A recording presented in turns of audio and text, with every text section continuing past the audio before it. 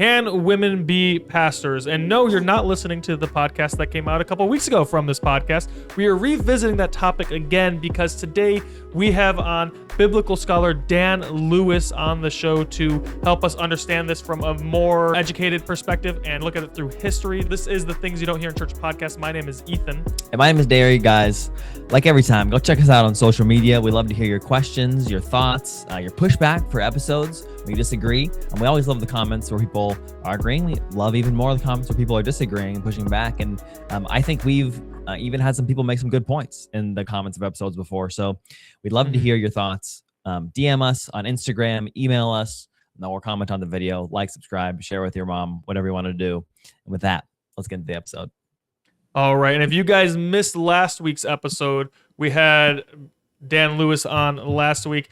But once again, his intro, because we love to honor our guests here. Dan Lewis is a biblical scholar, was a pastor for 34 years, has been a professor at various colleges, was a dean at one college, and now travels the world quite often teaching the Bible to different students, and whether it's YWAM bases or different guest speaking positions at different colleges. And so a wealth of information. He has his website, dkonos.org. That's dkonos.org. You can find his commentaries, his presentations, his teachings there. We reference it, me and Derry, at least I don't know how much Derry references it. I reference it a lot. And it has like 9,000, saved tabs. Has 9,000 visits every month. So not a small thing, right? Lots of people benefiting from his work. So check it out. And so, Dan, thanks for coming back on the show. And let's get into it. Women in ministry. Women can be pastors, or can they not? We know women can be in ministry because there's so many different various ministries that are out there, right? The most extreme who say women can't be pastors will say, yeah, women can be in ministry. They have children to teach and other women to teach. Maybe a little bit more restrictive. So let's get into it so we can kind of go wherever we need to. What do you think, actually, Dan, this would be a good question. What do you think where do you think the first place to start on this topic is? It might not actually be the place we're going to start. I think the first place you start with this has to do with the relationship between men and women in creation, all the way back to the book of Genesis. Now, the creation does not establish any protocols for who gets to be a pastor or not. On the other hand, how you read those texts and whether you read the headship of man over woman as being a product of the fall, or whether you read it as being a product of the creation itself, makes a good deal of difference. And it does, in fact, feed into the issue of whether or not a woman can be a pastor or an elder or an overseer. So I think the very first thing I should say then is there are primarily two restrictive passages in the New Testament that certainly at first glance seem to restrict women from being in a leadership role such as a pastor or in authority over men.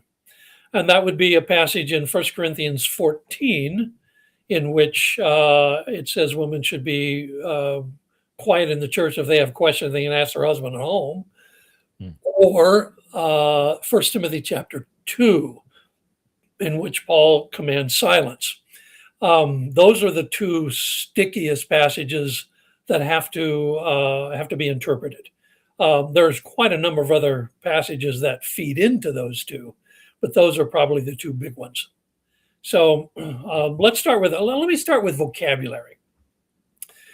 There are a number of different offices, or maybe you should say roles, within the early Christian church. Whether they call them offices or not, probably not. That's more of a modern term. But certainly there are different roles of leadership in the New Testament.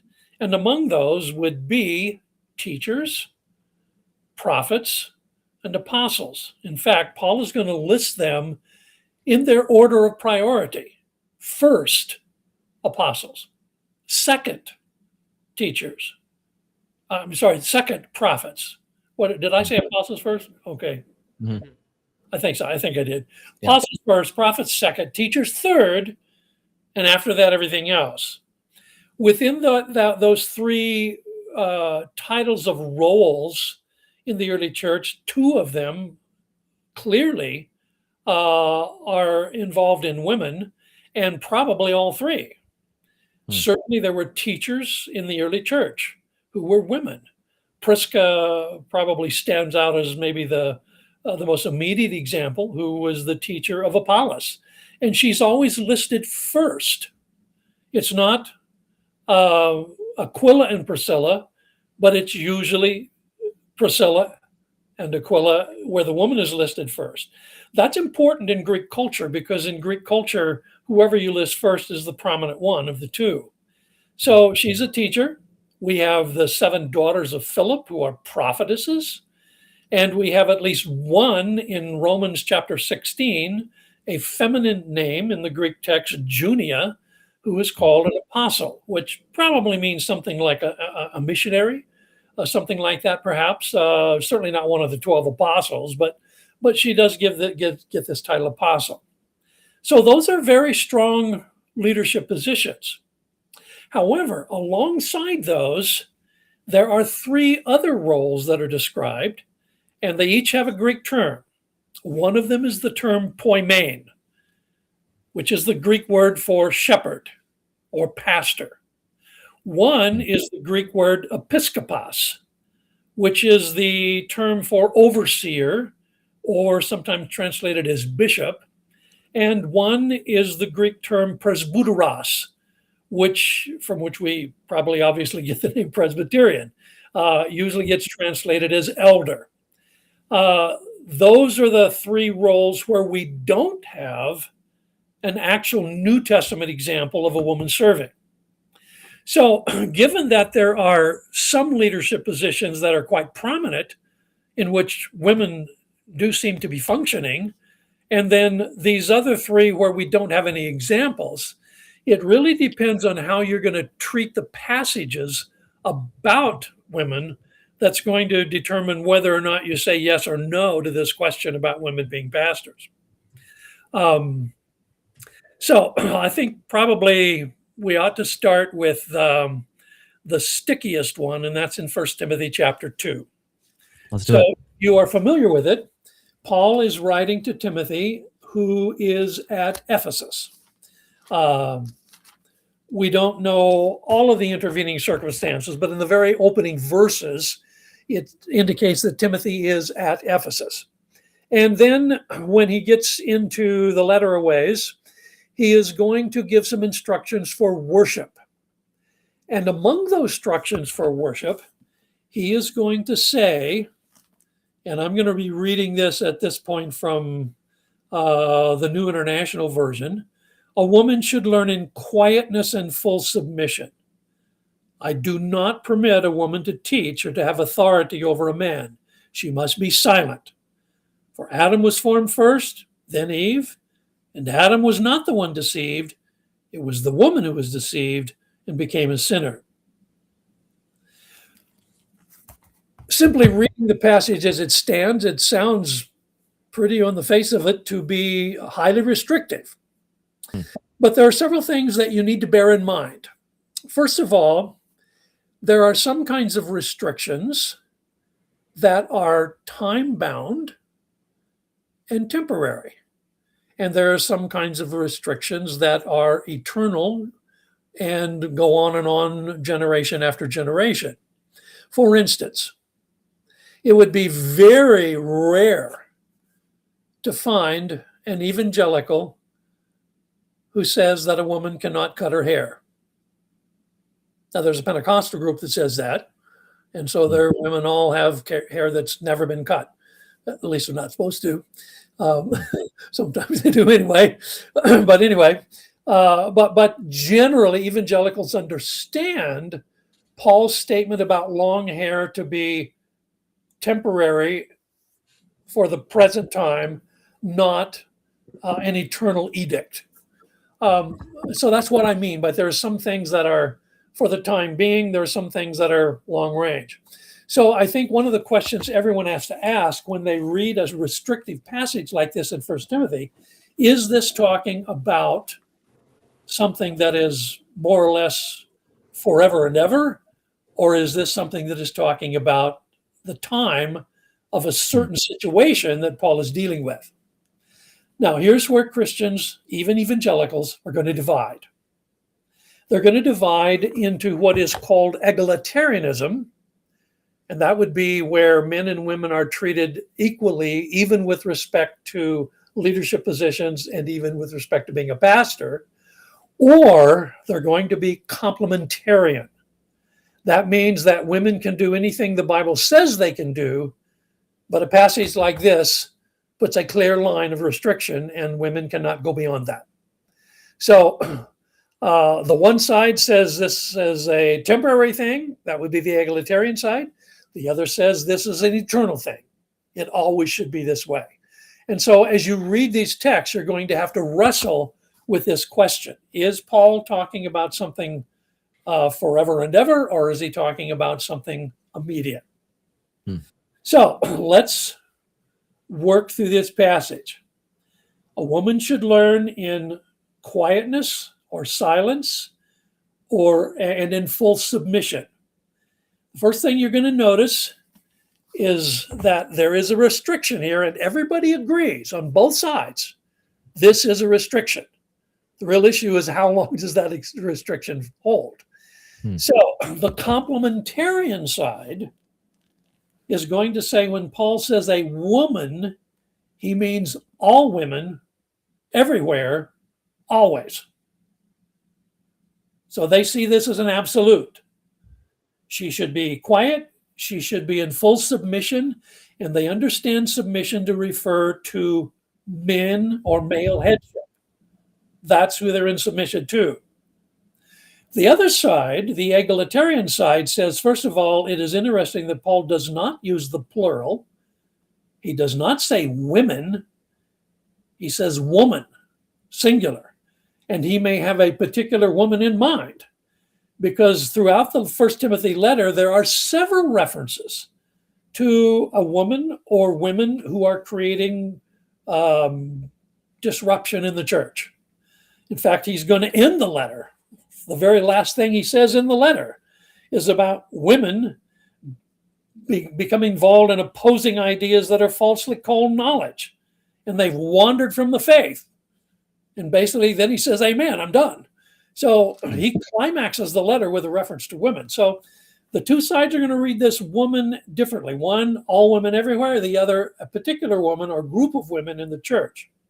Secondly, to whom is this woman or women to be in submission? The complementarian side says all men everywhere all the time, particularly their own husband. The egalitarian side says that full submission means submission to the leaders of the church. That's not quite the same thing as saying male headship. That's submission to leaders in the church. So they're going to split on how to understand this. Then they're going to split on the phrase, I do not permit a woman to teach. This is a present tense verb in Greek. That means that this verb can be translated in two ways. All present tenses in Greek can be translated in two ways. One of them is in an absolute way. I do not permit ever for a woman to teach. The word ever is not in the Bible, but implied is an absolute sense. I don't ever allow this. Or you can translate it paraphrastically. And all present tense verbs can be translated paraphrastically, which is to say, I do not at this time permit a woman to teach, or I am not now permitting a woman to teach. Now, the word now is not in the text either, just like the word ever is not in the text. But depending on how you translate this, depends upon how much room you give for women and whether or not this is time-bound or whether or not this is forever and ever. So how are we doing so far? Great. Love it. This is really good. Understand the two sides? Mm-hmm. Okay. My one question following up with that would be, Absolutely. and you're probably going to go there right now, I'd imagine, but is there any context clues or things from the text that help us understand if this is a time-bound command or an absolute? Well, it depends on how you read the other passages in Timothy about women. Mm-hmm. There are several in 1 Timothy, all which seem to be fairly negative toward a woman or group of women who are inculcating dangerous ideas in the church. If you're an egalitarian, they would say that is a major point in the letter. Mm-hmm. And this passage deals with that woman in this group. If you're a complementarian, you tend to say that's a minor note in the book and not a major one. So it's really a matter of nuance and how you read the larger context of this letter as to which way you go. So it's not an open shut case. There are very capable scholars on the side of complementarianism. Probably the most well-known would be Dr. Wayne Grudem, who's a big-time scholar, but also people like John Piper, who's a very well-known Reformed scholar. On the other hand, on the egalitarian side, you would find Tremper Longman III, and you would find Craig Keener, and you would find other very well-known scholars. So this isn't an issue of one side is stupid and the other smart. This is an issue of how you read the text and how you're going to interpret the text legitimately in the Greek New Testament. I love it. So let's go to the next thing, the word for authority. I do not permit a woman to teach or to have authority over a man. The interesting thing is this is not the usual word for authority in the New Testament. The usual word for authority in the New Testament is exousia. That's not what this word is. This is the word authentane, which only appears one time in the whole New Testament, and this is the passage.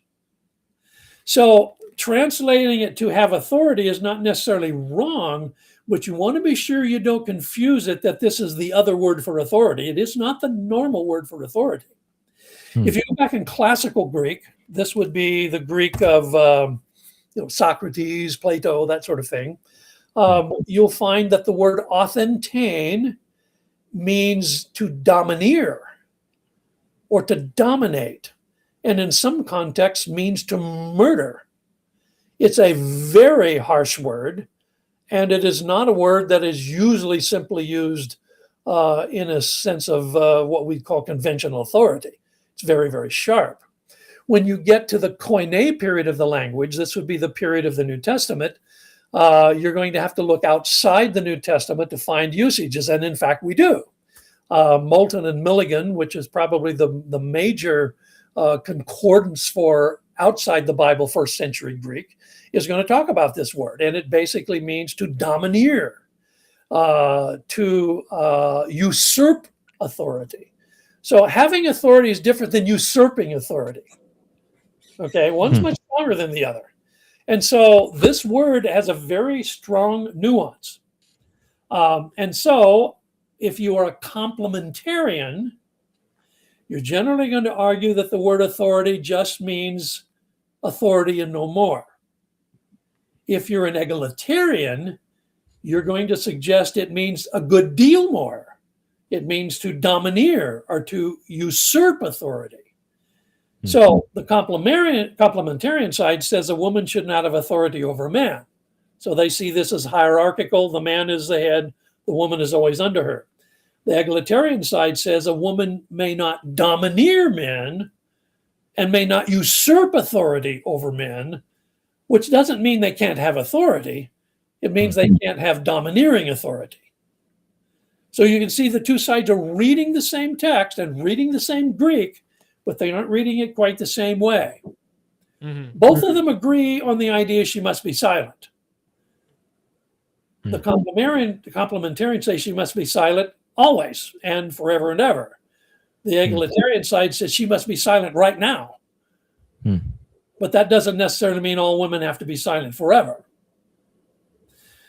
So that's the first couple of points about this passage. Then he goes into Adam and Eve. Now, here's where we get into history. We know of a major competitor with classical Christianity called Gnosticism. Gnosticism arises in the early 2nd century. We find references to it early references around the time of the old age of John, for instance, Cerinthus as an early Gnostic. We find written texts beginning up near the middle of the 2nd century. For a long time, we didn't really know much about Gnosticism except as it was talked about second-handed by others, like the early church fathers who said this is a dangerous theology, so on and so on. But in the late 1940s, we discovered the actual texts of Gnosticism at Nag Hammadi, Egypt. And these are called the Nag Hammadi texts.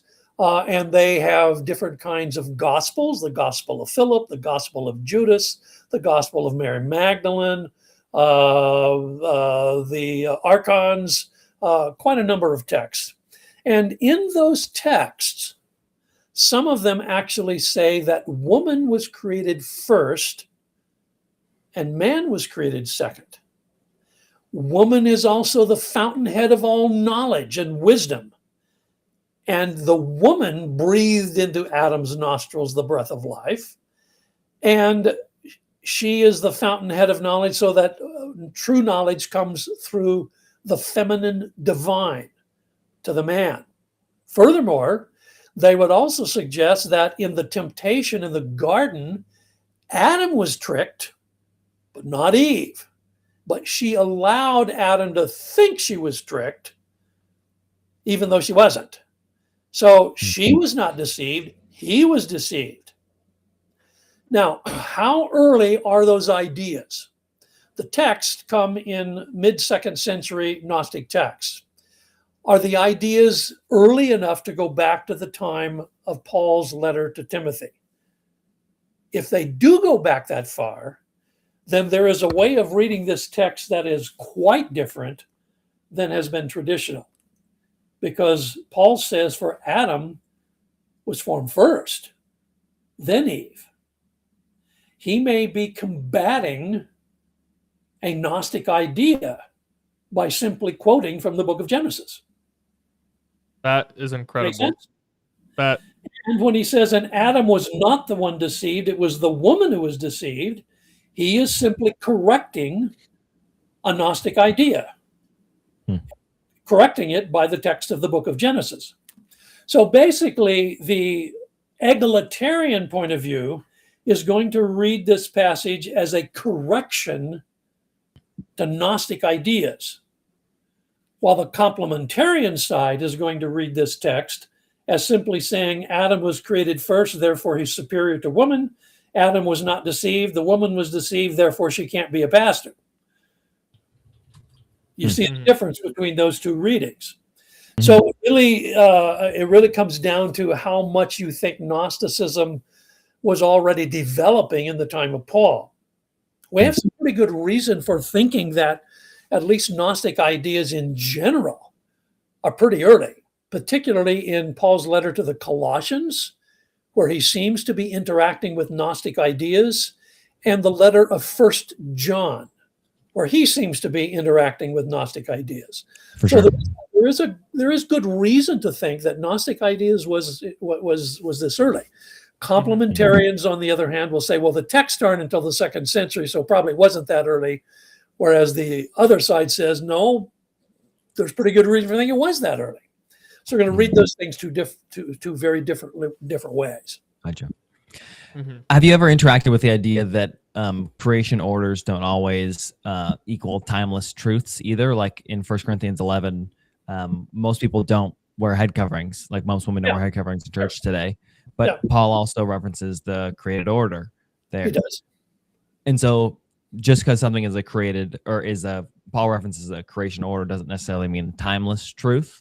Well, no, because, and in fact, the creation order moves from simplicity to complexity. Sure. And if you follow the creation order, the climax of creation was the creation of humans, not the beginning of creation. So if you follow that order, Adam being created first and then Eve doesn't make Adam superior.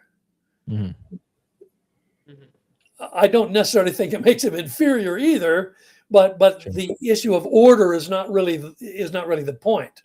In fact, the creation story is basically a two set of triads. The first day and the fourth day are parallel. The second day and the fifth day are parallel. The third day and the sixth day are parallel. And then you come to the day of Shabbat, or where God rests on the seventh day. So all of those are part of this larger discussion, including some people who were leaders in the Old Testament, like Deborah or Huldah or the wife of Isaiah. All of these are women who had some kind of significant position. Okay, now go to the second. Oh, you might have another question on this text. Let me, before I go any further. I have a question after the text, unless you want to keep going with this passage. Sure. So I myself am like a soft complementarian currently. So I don't think women can be pastors. I would love to be convinced that they can be, though. But I think women can teach. So when I read this First Timothy passage, I agree with everything that egalitarians say about it. I agree with that interpretation. It makes more sense to me in the full view of Scripture, even though I think a lot of history goes against it, at least within church tradition. I see other women in Scripture seemingly teaching, and I'm confused by how Paul could be contradicting that so readily when he let women teach earlier. That's just my opinion about this passage. But I think a lot of complementarians will take their arguments about women being pastors from different areas, or maybe even later on in Timothy, where Paul describes like what it means to be a pastor. Yeah, and he says a husband of one wife, stuff like that. What do you think about that? Well, I will admit, without being on either side, that there is the problem that both sides have to address, and that is that the terms pastor, elder, overseer are not used of any woman in the New Testament. That's a fact. That's not an interpretation. That's a fact. Now, does that mean, therefore, that there would never be women in those positions, or does it just happen to be that there is a trajectory toward women giving more liberty and it just hasn't happened yet? The two sides are going to split on that issue.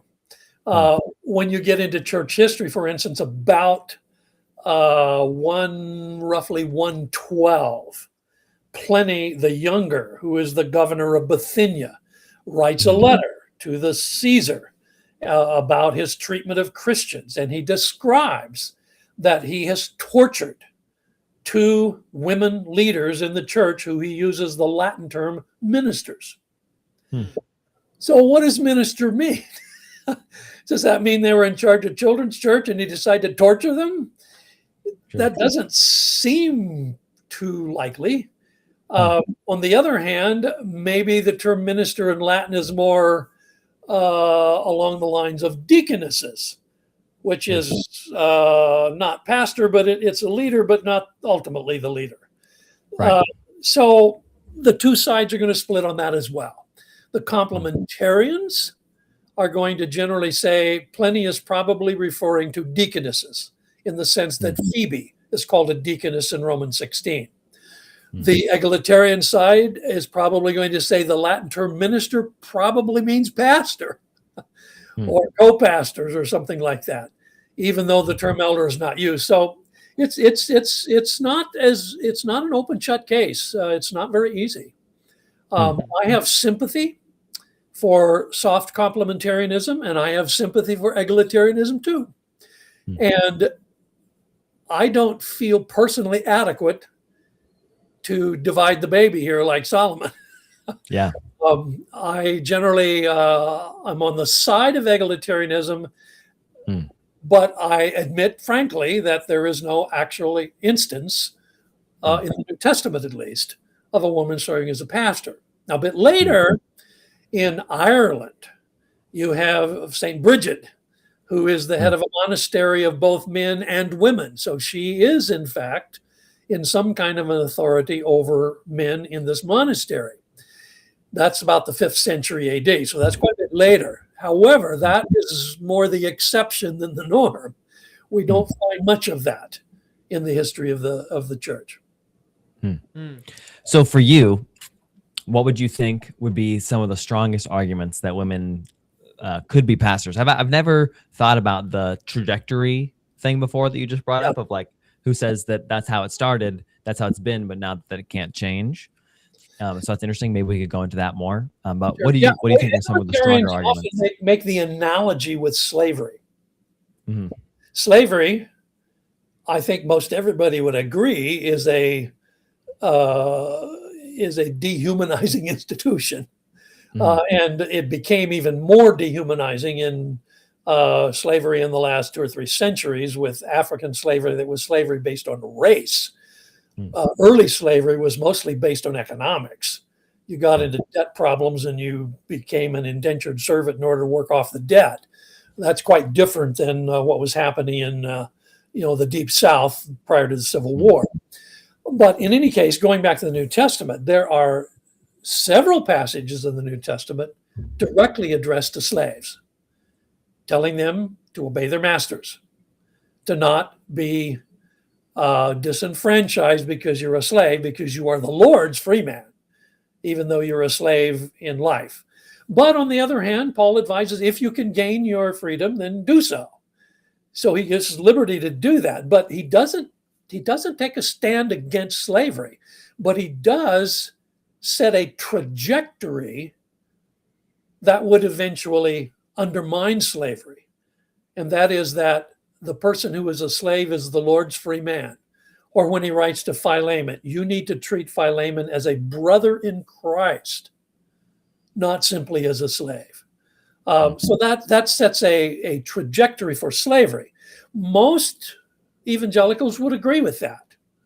Now, it took the church a while before they got around to getting rid of slavery. England was a little earlier than the United States. We were kind of Johnny-come-lately on this issue.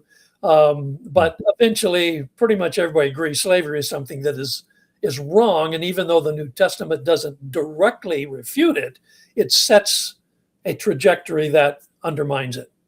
By analogy, the egalitarians are going to say the same thing about women and women's restrictions, that there is a trajectory in the New Testament that moves upward, and that eventually that would include women becoming leaders and pastors.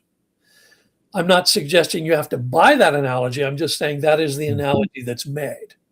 Gotcha. Yeah. I guess the next question I have after that, because I think there's a fair argument for the egalitarians to say, you see women being prophets and apostles, those are more important roles of leadership than the other 3. Women being deacons, so then even like kind of like sandwiches, maybe those 3 other offices. But then I'm always, the thing that I've been hung up on and thinking about is, along with the church history thing, outside of Bridget, that's like you said, that's kind of a little bit later. It seems like almost every tradition, despite every schism, agrees that it's mainly males who are pastors and priests. And so I guess my question is like, how do we say, oh no, they've had it wrong for so long? Because this is the same question I'm having with like infant baptism right now. Like I grew up believers baptism, considering looking at and thinking about like the infant baptism thing, and I'm like, well, if most of the church across the world right now and throughout time has done infant baptism, maybe I should get on board, even though I'm not overly convinced with the scriptural arguments. If I just took scripture alone, I'd probably side with believers baptism if we're talking about being effectual for salvation somehow. Derry gave me a thumbs down for those who couldn't see. Although I understand the scriptural understanding. So I understand both sides. I think both are probably valid. And obviously, if you're doing something unto the Lord of faith, he sees the heart. I don't think we need to have anxiety about it. But all that being said, if I'm going to side with church history and lean on church history and the witness of history for infant baptism, then I feel like I should be consistent and lean on church history and be and the witness of church history and be more complementarian. So what do you say to that, or how do we wrestle with that and understand how to take that?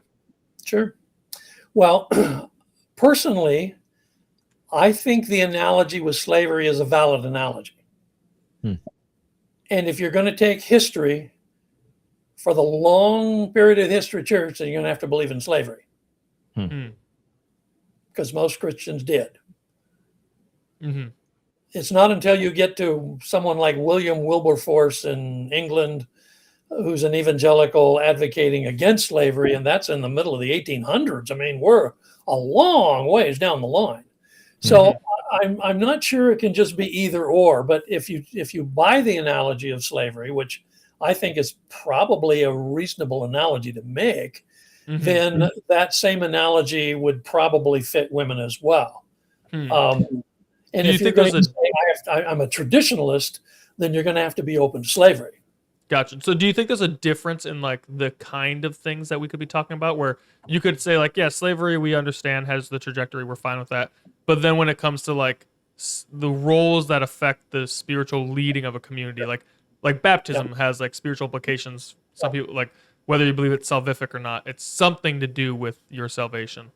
So do you think with how much weight is put onto it and how much it means for the community of Christians, do you think that could be in a different category than slavery? Possibly, but if I really knew the answer to that question, I would probably be the wisest theologian in the world. And I don't think that.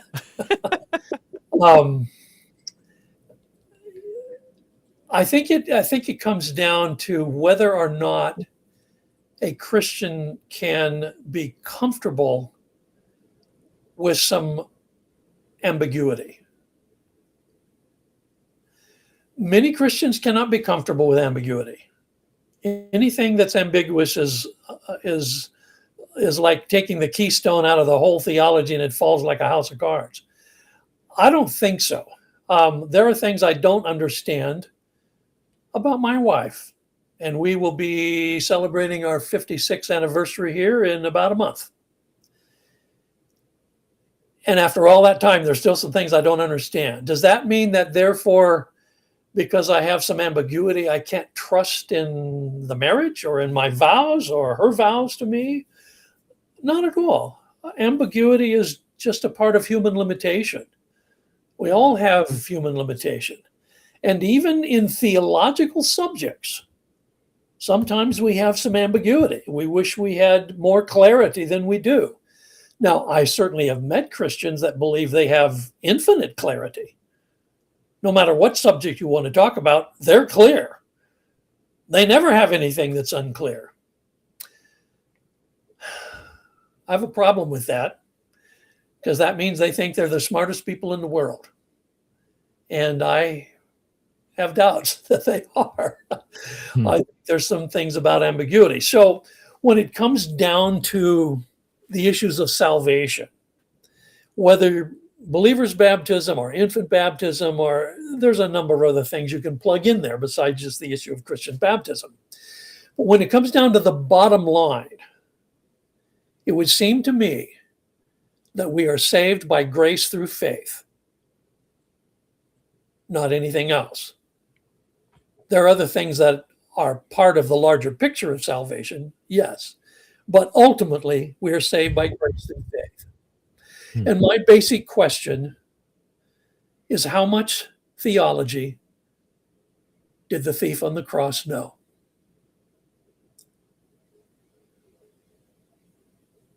Probably very little. Not a lot. But I have a good answer to the question, how much theology did he know? And I would say enough.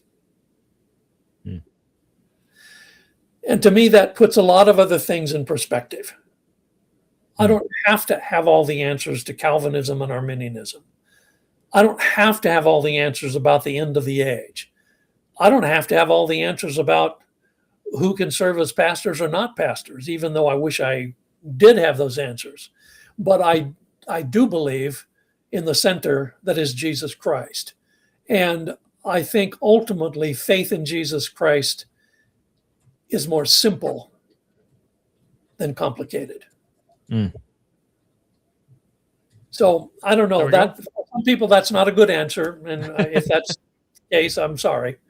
If I end up in heaven and find out there's some people there I didn't think would be there, I'll be only too happy. Sure.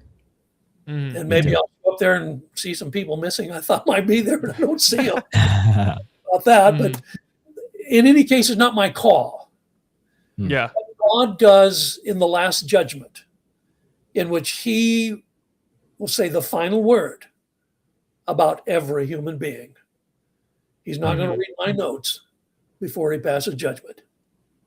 He is the sovereign Lord. And whatever he says will be right. And whatever he says will be fair. And I need to trust in that. Yeah. So in my thinking, that puts the issue of women in somewhat of a lesser category than in that central area of the church. Yeah.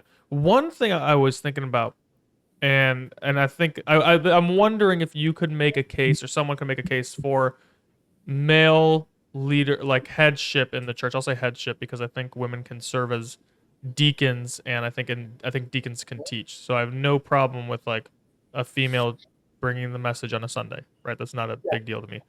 And so with that being said, could you make a case from almost like from nature or like other parts of life where like I think almost everyone agrees that if someone breaks into your house, the male is the one who's going to be the one to confront the intruder. And even psychologically, they've studied this. When a man becomes a father, he will wake up less to the cries of his kids. The mother wakes up to those. And the man wakes up more to the sounds of leaves rustling or something outside that sounds like a danger to the family. So there's this instinctual thing within the men that is there to protect. And I think you could probably say historically maybe provide, although I don't think that's like as big of a deal because, yeah, sure, men would go out to hunt, but then women would maybe gather and also like take care. So I think it's like the provision seems like it could be like a shared responsibility. I think sometimes people take that too far. But as far as protection goes, you think about who's doing the sacrificial thing, right? Christ says that a husband should sacrifice his life like Christ did the church, or give up his life. And so with that being said, and in nature, like, okay, I'm the one who's laying down my life if someone breaks into my house, then does that correlate somehow to then church leadership where like if pastors or church leaders are supposed to protect the people of God, if there's if there's a gender that is supposed to be the main protectors, and in almost everywhere in nature it's the male, then do we bring that into the church then and say, okay, because this is, maybe someone could say evident in life, the men should be the main leaders? Well, I think you can. It depends upon how absolutely you're going to carry that out. Because a man instinctively will protect his wife, does that mean that the wife would never, ever be in that role? I can see places where she very well might. And I can see it in nature. Unless you've never met a mother bear with cubs, if you think a mother bear is just going to wait till the old grizzly comes around, you're wrong. She's going to take care of you. So it gets a little dicey when you try to make it into a uniform rule, so to speak, based upon nature and our tendencies and so on. So in general, I agree with you, but I wouldn't want to make that totally absolute. There are exceptions based on the gifts and calling of God. So even though judges, magistrates, the Old Testament were almost uniformly men, God used Deborah as a magistrate. So you can call it an exception, but the point is exceptions are there. And how that carries over into New Testament ministry is, I guess, debatable, but it would seem to me that you need to leave some room for God to call people sovereignly that isn't just based upon a set of protocols. God often goes around protocols. He makes Jacob, not Esau, the heir. He makes Isaac, not Ishmael, the heir. He's going around protocols. And so God often does that. So I want to leave God room to do that. I do realize how visceral this can be. When I was a pastor, I'll give you an example. I hired and we ordained a woman as the youth leader in our church.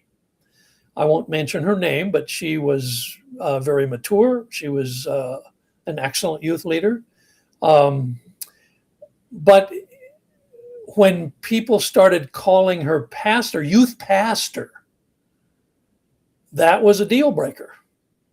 And there were 6 families, all of them from one denominational background, which I won't name, but they all packed it in, said we will leave because we cannot have a youth leader whose name is pastor.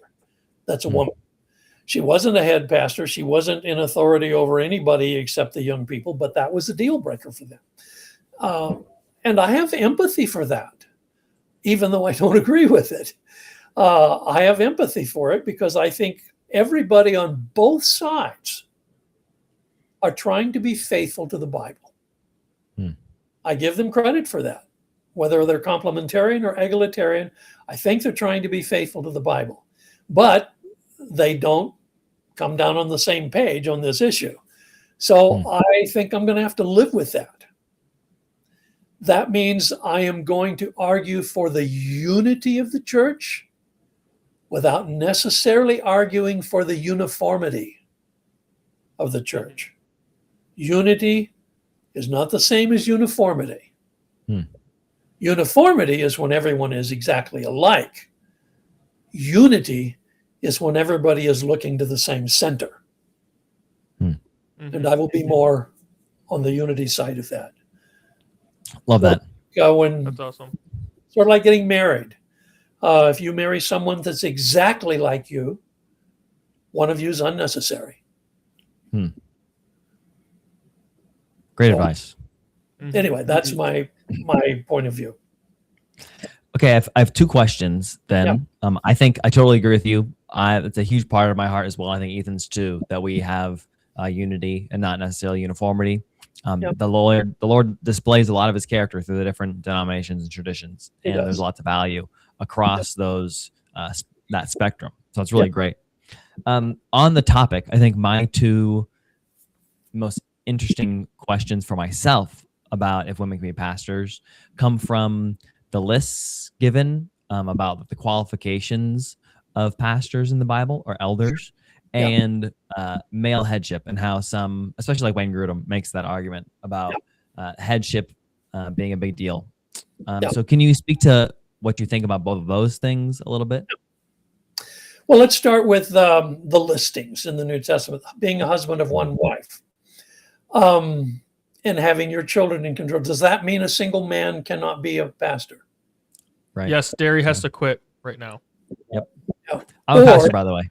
Does he have to have children in order to be a pastor? Gotta adopt. Yeah, Derry has to quit his job. The more complementarian, like Dr. Grudem, will say that passage does mean male pastors and not female pastors. And the egalitarian side will argue the other side and say, yeah, but you at the same time say you don't have to be married. Paul wasn't married. Jesus wasn't married. Yeah. So it's again a little complicated. And when you get to the idea of a headship, Dr. Grudem has produced a extensive research into the way that the Greek word kephale is used in the New Testament. And he says it means authority over. A number of other scholars have gone through the very same text as Dr. Grudem and many more beside to say he's wrong. The word kephale means source, more like we would say the source of a river. We aren't talking about authority, we're talking about where it comes from. And they would argue that when Paul says the head of the woman is the man, but the head of the man is Christ, and the head of Christ is God, he's not talking about authoritarianism. He's talking about source. Christ comes from the bosom of the Father. That's the source from which Christ comes. The man comes from Christ, who created all things, and the woman comes from the man because she's created from the side of the man. But the idea that this has to mean authority over, they would suggest is not, in fact, correct. So it becomes a battle of lexicons. Dr. Grudem's lexicon against the lexicon of other scholars. And it's been a long war between the lexicons for at least the last 20 years or more. and is still ongoing. So I don't know what to say. Wow. I have to say, though, that my own understanding of ancient sources is that Dr. Grudem has overcooked his evidence. Do you think this? Just hearing what you said about that, it seems like to say authority over source is really problematic, because if in that relation is Christ and the Father, if you have authority, you might be dividing the Trinity, right? Or Well, would they that's the say problem. When you say the Father is the source of Christ, if you're going to say that's authority over, then suddenly you have problems bigger than just the issue of men and right? women. Because it doesn't seem like they Trinity itself. exactly. It's like, wow, you're so the Father has authority over the Son, and maybe they would say, yeah, because Jesus subjects himself to him, right? Jesus says, I don't do anything unless I see the Father doing it. But Yeah. I think that you might, if you're going to say it's ontological authority, then you're probably dividing the Trinity. It's pretty hard to avoid that. It is. So, with all due respect to Dr. Grudem, and Dr. Grudem is a great theologian, he's a great scholar. I don't in any way mean to detract from that. But on this particular issue, my own sense of things is that the other scholars are more in line with ancient Greek texts than Dr. Grudem is at this point. I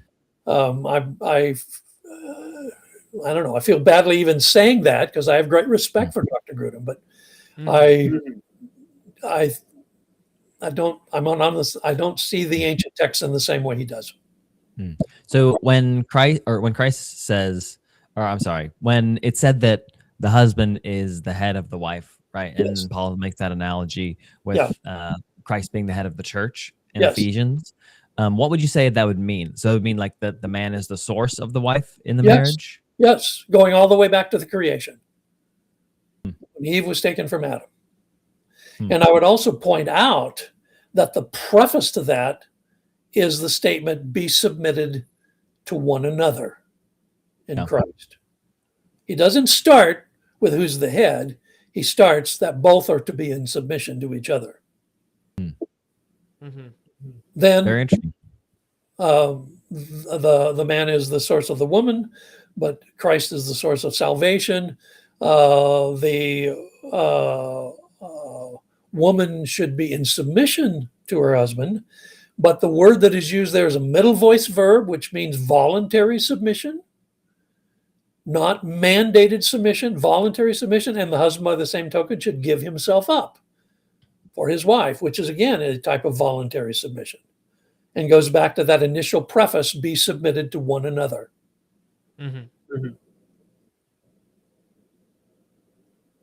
So it's a tough issue. It's a tough issue. Yeah. What would you consider the strongest argument you've come against as someone who leans more egalitarian to your position? Well, one of the stronger things is what I've already said, that there's no actual text in the New Testament that describes a woman in the role of either a pastor, elder, or overseer. Those terms are not used of women in general, or any specific woman. That would be one of the strongest arguments, I would think. Yeah. It's interesting. Yeah, I mean, it's definitely something that I like your position, where you're like, you have your position, but you don't let it divide, because a ton of people let it divide them. And I can understand from a female's perspective a little bit, where it's like, that can be a really triggering thing from someone who feels like they want to be a pastor, to be told like, hey, you can't be. So that's definitely something fair to wrestle with. And yeah, for people who are actively in ministry, stewarding a congregation, you have to balance that. Well, this is an issue essentially within Protestantism in the last 200 years. You find it starting with people like Catherine Booth, one of the founders of the Salvation Army, who begin to advocate for women to be leaders and in some cases to preach. And then particularly within the Methodist movement, they are looking at women who are gifted rather than that women who have the definition of gender. Can God call people to do things on a basis other than gender? Mm-hmm. Yeah. I would say yes, because God can do what he wants to do. Hmm. But of course, that leaves you with this unanswerable question about then why are there no women pastors in the New Testament? And Mm-hmm. I don't know the answer to that. Mm-hmm. I mean, at the very least, your argument about how God subverts boundaries, Jacob and Esau, would be evidence to how God can, throughout history, use women to be pastors Yeah. when he needs them to, when he gifts them to, when it's necessary, and not as the necessary rule, which is, I mean, a Yeah. great argument, I think. I mean, it Yeah. also seems like you have to, no matter where you stand, you have to think that there's a world in which a woman can be a pastor, because the primary pastors in the unreached churches, or that's not really a thing, an unreached church, but in the unreached world, right, in Iran, the pastors are primarily women. At least that's what I hear from people Yeah. in the field. And so you can't rule out entirely that. I know some people would say, oh, that's because men aren't doing it, so God is using what he can, but it's not the created order. I think that's like a fair reasoning for them to respond to with their opinions. But yeah, it seems like, yeah, God is God can do what he needs to do in his time, and he's more Yeah. concerned about salvation than he is probably the order of the church offices. And that could offend a lot of people in the traditions, like Catholic Well, and Orthodox. Jesus' disciples once came to him and they said, "We found a man exorcising demons in your name." And we told him he had to quit because he wasn't part of our group. Hmm. Jesus said, "Leave him alone. If he's doing a good work in my name, he's got to be on our side." Hmm. So I just think that gives us some perspective about some of these things. And I don't know, maybe people think I'm too unhinged on this to try and say it's a secondary issue. But um, the older I get, the less I feel compelled to make God measure up to my benchmarks, Mm-hmm.